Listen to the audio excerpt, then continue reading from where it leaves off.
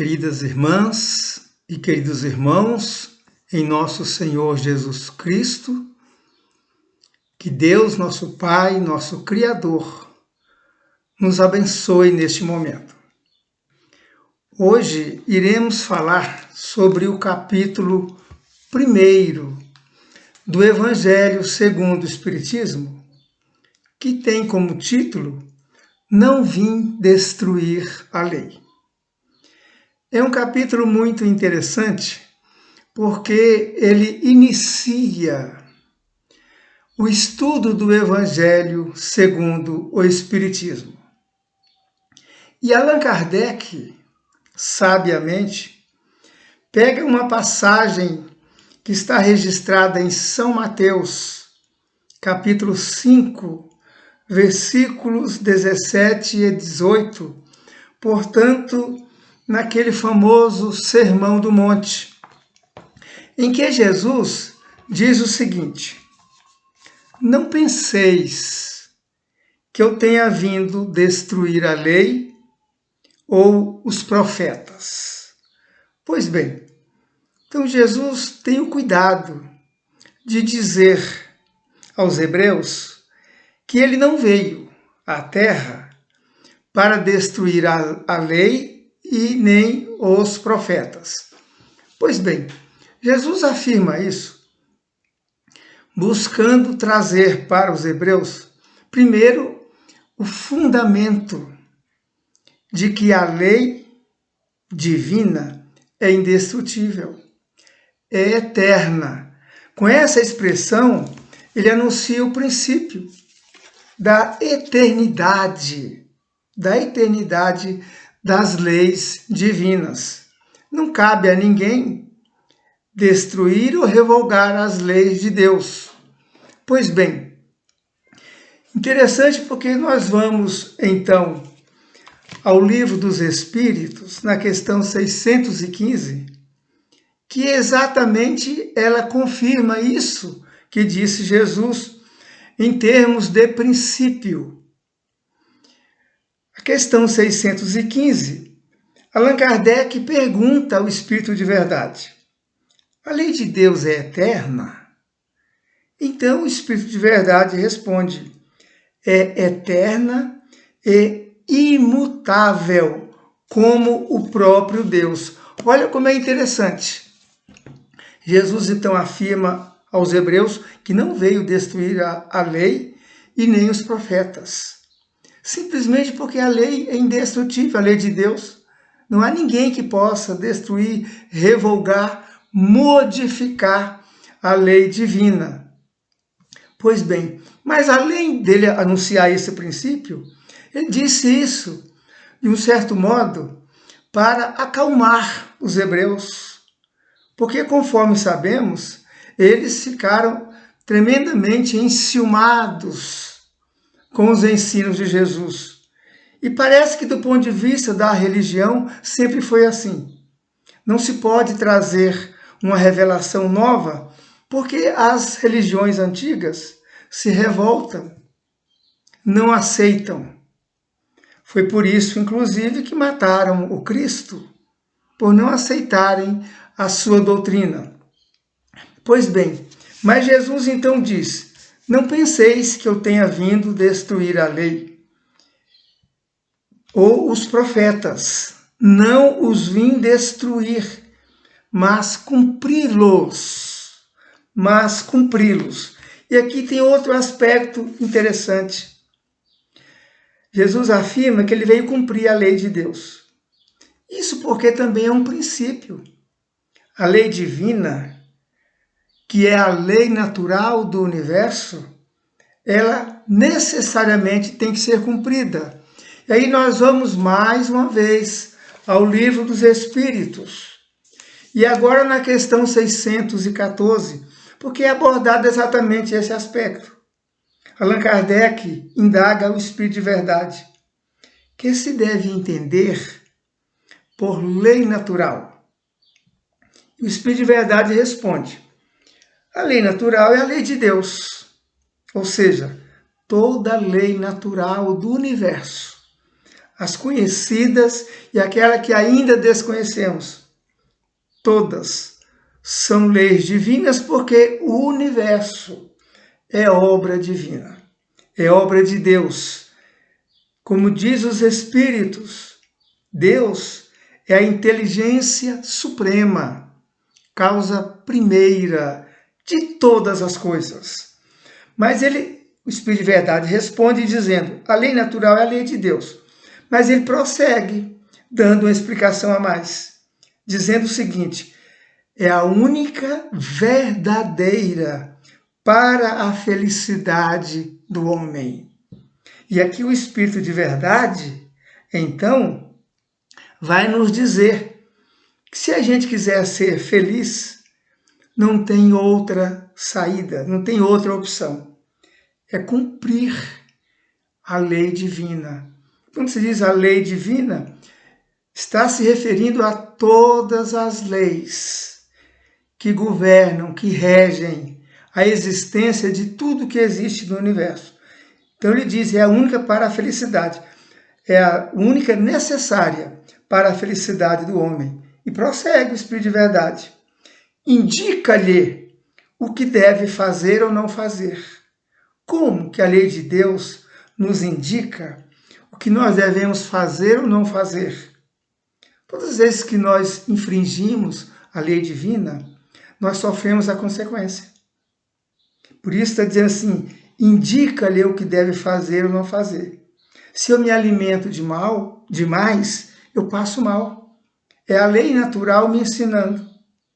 Tudo que excede faz mal a nós. Até água demais pode matar, a pessoa morre afogada, não é verdade? Então ele diz, indica-lhe o que deve fazer ou não fazer. Viver é um aprendizado constante. E as leis divinas que são sábias vão nos ensinando passo a passo. Se você não dorme, você não vai sentir bem, porque é uma lei natural, a necessidade, o repouso. E prossegue o Espírito de Verdade. E ele só é infeliz porque dela se afasta. Nós só somos infelizes porque nos afastamos da lei, do cumprimento da lei divina. E se afastar é afastar-se por vontade própria. De modo que é um ato pessoal. Por isso é que somos responsáveis pelos nossos atos. Mas aí, aqui Jesus prossegue. Nessa passagem, então ele diz assim,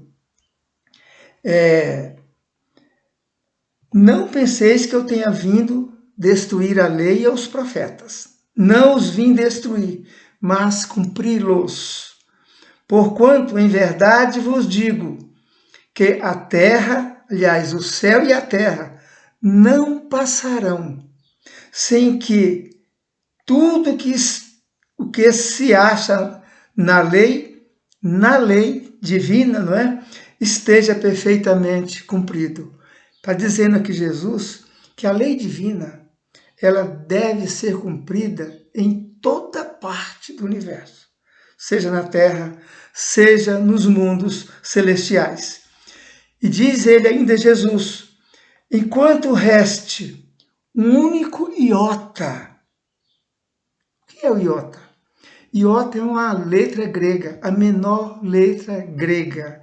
A nona, então ele está dizendo, mesmo que falte alguma coisinha, tem que ser cumprida integralmente. Então ele diz, um iota e um único ponto. Está dizendo aqui Jesus, se faltar um único ponto no cumprimento da lei de Deus, a terra e os céus não chegam, vamos dizer assim, ao cumprimento daquilo para o qual foram criados, tanto a terra como o céu. Veja que Jesus deixa bem claro que o grande desafio da humanidade é se pautar segundo as leis divinas. Pois bem, mas quando Jesus diz assim, não penseis que eu tenha vindo destruir a lei, a que lei ele se refere? Pois bem, ele se refere à lei que foi revelada através de Moisés. Os 10 mandamentos da lei de Deus. E nós vamos ver que neste capítulo, Não Vim Destruir a Lei, o capítulo 1 do Evangelho, ele nos fala que o universo é um projeto de Deus, devidamente programado em todas as suas fases. E aí nos é esclarecido que Deus realizou 3 grandes revelações durante o caminhar da humanidade. Mas é importante compreender que essas revelações fazem parte de um programa de nosso Pai, do nosso Criador. Não é realizado no improviso. Nós vamos perceber que tudo é anunciado com a devida antecedência. Pois bem, ele está falando da lei de Moisés. A lei de Moisés, né, é uma lei, a lei dos 10 mandamentos, ou decálogo, como é chamada também, ele é de extrema importância. Ele é, na verdade, o alfabeto da religiosidade da humanidade. Essas leis que estão contidas nos 10 mandamentos, elas são imutáveis e são eternas. Se a humanidade cumprisse a lei de Moisés, estaríamos muito mais próximo do reino de Deus. Por quê? Porque veja bem, nos 10 mandamentos diz assim, não mateis. Imagina se na Terra já não houvesse mais homicídio. Que beleza que não seria. Uma humanidade onde não se cometesse mais homicídio. Está aqui no item 5 do decálogo. Não roubeis. Imagina que também não houvesse roubo, que ninguém roubasse, que todos fossem absolutamente honestos. Não cometais adultério. O que é adultério? O adultério é o estelionato, a fraude, a corrupção, a desonestidade. Imagina se na Terra já não existisse mais essas práticas. Não presteis falso testemunho contra o vosso próximo, item 7 do decálogo. Falso testemunho é o que se chama modernamente de fake. Falso testemunho se comete praticando calúnias, difamação, injúria.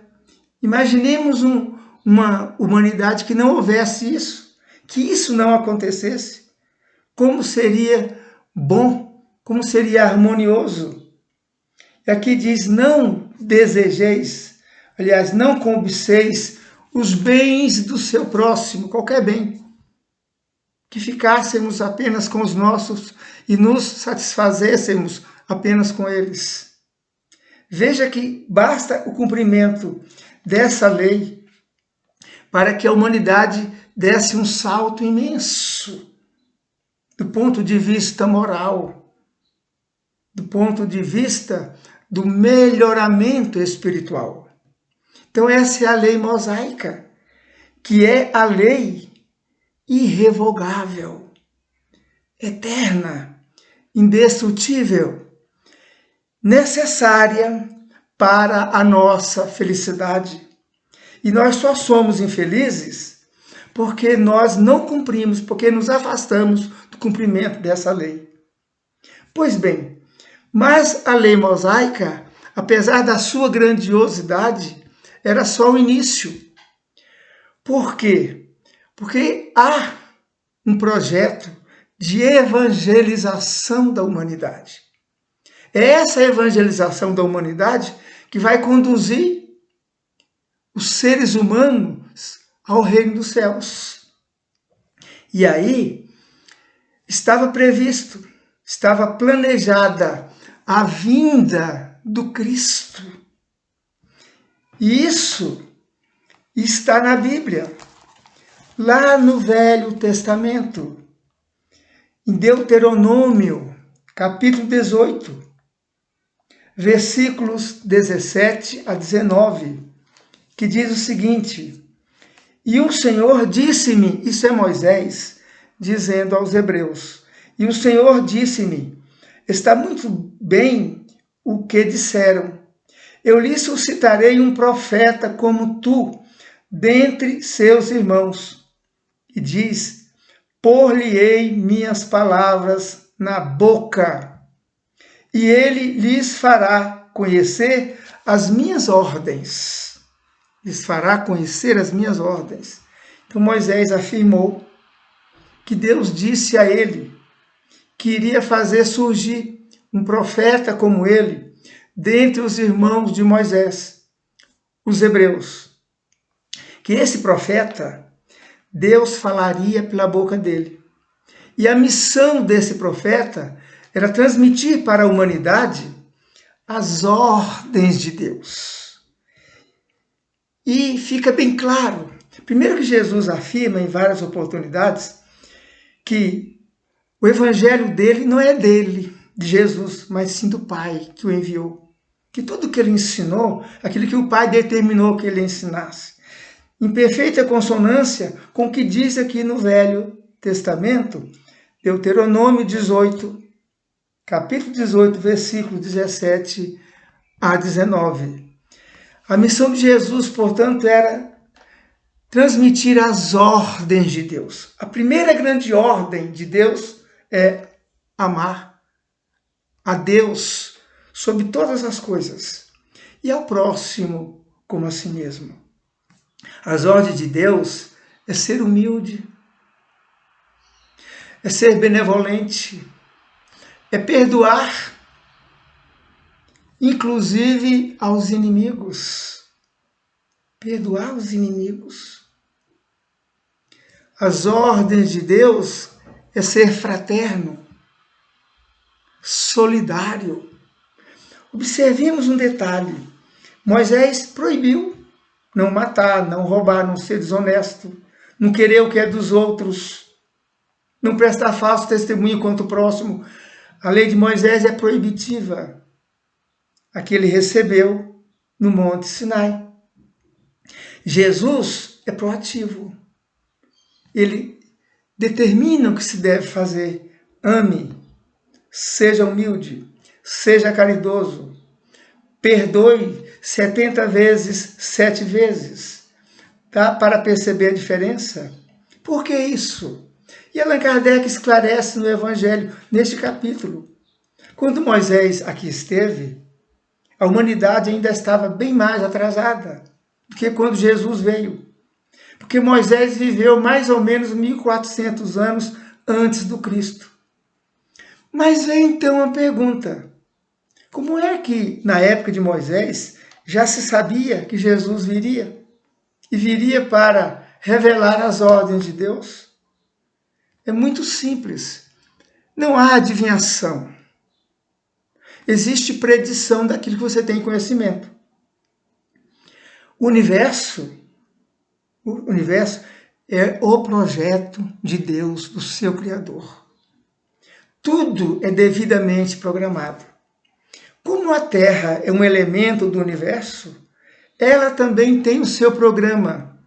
O programa da Terra foi instituído pelo Cristo, que é o representante de Deus aqui em nosso planeta. É Jesus, o nosso tutor espiritual supremo. Ele que nos levará ao reino do nosso Pai. É Jesus. Mas olha como é interessante. Então, Moisés soube que Jesus iria nascer na terra para transmitir as ordens de Deus, mais ou menos 1400 anos antes da vinda do Cristo. E Jesus, quando aqui esteve, ele falou por diversas vezes que ele não estava ensinando tudo, porque as pessoas não podiam suportar a verdade completa. Que ele iria, mas ele iria rogar a Deus para que o Pai enviasse um Consolador. E essa revelação, essa frase de Jesus, ela está lá no Evangelho de São João. Evangelho de São João, no capítulo 14, versículos 15 a 17 e 26. E Jesus disse isso da seguinte maneira: se me amais, guardai os meus mandamentos. Os mandamentos são aquelas ordens que ele transmitiu e que vieram diretamente de Deus. E eu rogarei a meu Pai, a Deus, e ele vos enviará outro Consolador. Aí ele diz assim: a fim de que fique eternamente convosco. Como é isso? Essa revelação desse Consolador é, na verdade, o Espírito de verdade. Isso vem do plano espiritual. Estreitou-se com essa mensagem as relações entre o mundo material, o mundo dos humanos e o mundo espiritual. Na verdade, deu-se o início de uma intercomunicação permanente, porque já chegou a hora de tudo isso se realizar. Então ficará eternamente convosco. Essa comunicabilidade entre o mundo físico e o mundo espiritual agora ela é permanente. Até o fim da evolução da humanidade. Por isso que diz Jesus: a fim de que fique eternamente convosco o Espírito de verdade, que o mundo não pode receber, porque não o vê, é invisível o mundo espiritual, e absolutamente o não conhece. Mas quanto a vós, diz Jesus, conhecê-los-eis, porque ficará convosco e estará em vós. Porém, o Espírito de verdade, que é o Santo Espírito, que meu Pai enviará em meu nome, ou seja, em nome do Cristo, vos ensinará todas as coisas e vos fará recordar tudo o que vos tenho dito. Vos fará recordar tudo o que vos tenho dito. Então a missão do Espiritismo é revelar toda a verdade e relembrar tudo o que Jesus ensinou. Ou seja, relembrar o que o Cristo ensinou e aprofundar esses ensinamentos. E o Espiritismo faz isso. Querem ver? Quando Moisés recebeu os 10 mandamentos lá no Monte Sinai, ele recebeu através de um fenômeno mediúnico. Queremos dizer que a mediunidade é uma espécie assim de tecnologia do plano espiritual, utilizada para facilitar as comunicações entre nós, os encarnados, e o plano espiritual. Assim como temos hoje a tecnologia das comunicações entre nós, que fez com que fossem aproximados os países, os continentes, os povos, através de instrumentos. O médium é um instrumento de comunicação. E veja, Moisés recebeu os 10 mandamentos através da escrita. Consta que foi escrito em 2 tábuas de pedra os 10 mandamentos. Que Deus escreveu, é o que diz o Velho Testamento. Pois bem, esse fenômeno, que até então ninguém sabia nem como que acontecia, ficava na base da crendice, ou acreditava ou não. O Espiritismo, através de investigação, de pesquisas, afirma que esse fenômeno realmente é natural e acontece. O nome dele é pneumatografia, ou escrita direta, em que é possível se escrever diretamente pelo ar, grafia, escrita através do ar, que aliás a nossa tecnologia hoje faz isso. O celular Você tanto transmite como recebe mensagens pelo ar, sem fio, sem nada. Observe. Isso os 10 mandamentos. Foi, portanto, um fenômeno denominado por Allan Kardec de pneumatografia. Mas aquela revelação que é feita a Moisés sobre o nascimento de um profeta como ele, que Deus falaria pela boca dele, aquele fenômeno foi diferente, foi através da voz. Porque Moisés conversou muito no Monte Sinai, e era uma voz que falava para ele. E isso também é possível. E foi também investigado por Allan Kardec pelo Espiritismo. É um fenômeno também mediúnico, chamado de pneumatofonia, som. Veja como é interessante. Quem quiser saber sobre isso, é só estudar. Está lá no Livro dos Médiuns. O Livro dos Médiuns é o segundo livro do Pentateuco de Allan Kardec. Interessante porque esses fenômenos mediúnicos aconteceram muito na antiguidade.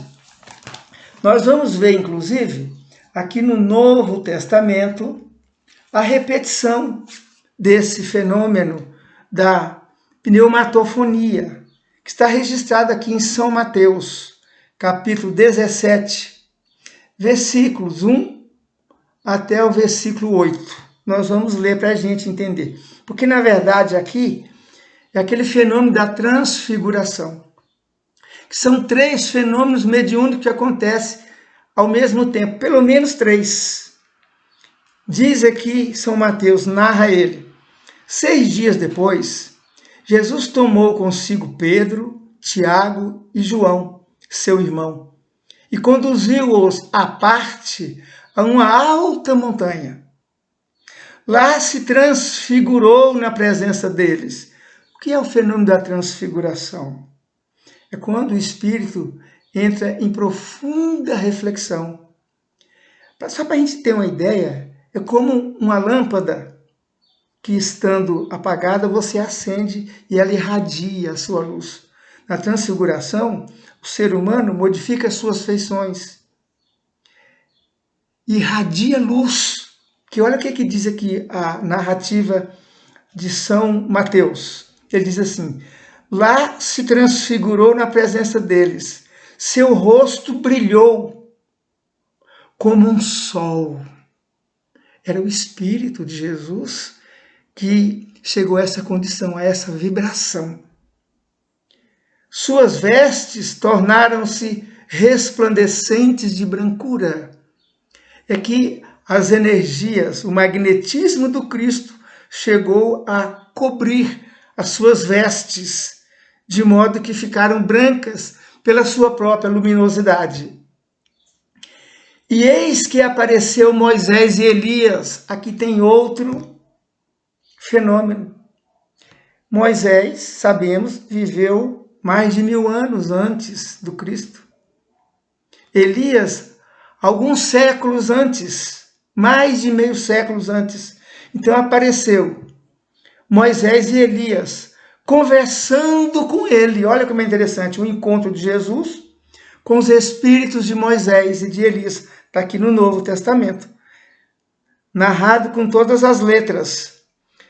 Pedro tomou então a palavra e disse-lhes: Senhor, é bom estarmos aqui. Se quiseres, farei aqui 3 tendas, uma para ti, uma para Moisés e outra para Elias. Então aquilo foi tão concreto, essa aparição, tão real, tão verdadeira, porque é assim que acontece nas materializações. Jesus se materializou depois da sua morte. Começou no domingo, materializou-se para várias pessoas. E essa materialização ela é concreta, parece que é a pessoa mesmo, com aquele corpo que tinha. Essa é a aparência, mas na verdade é um fenômeno de materialização. Se torna visível o corpo espiritual do Espírito. Falava ele ainda sobre a construção das tendas, quando veio uma nuvem luminosa e os envolveu. E daquela nuvem fez-se ouvir uma voz que dizia. Veja de novo o fenômeno da pneumatofonia. Veio uma nuvem e surgiu uma voz. O que a voz disse? Eis o meu filho muito amado, em quem pus toda a minha afeição. Ouvi-o. Eis a recomendação que devemos ouvir o Cristo, porque ele ensina as leis de Deus. E as leis de Deus são absolutamente necessárias para que possamos conquistar a felicidade. O Espiritismo veio na nossa época, no nosso tempo, revelar toda a verdade, conforme disse o próprio Jesus.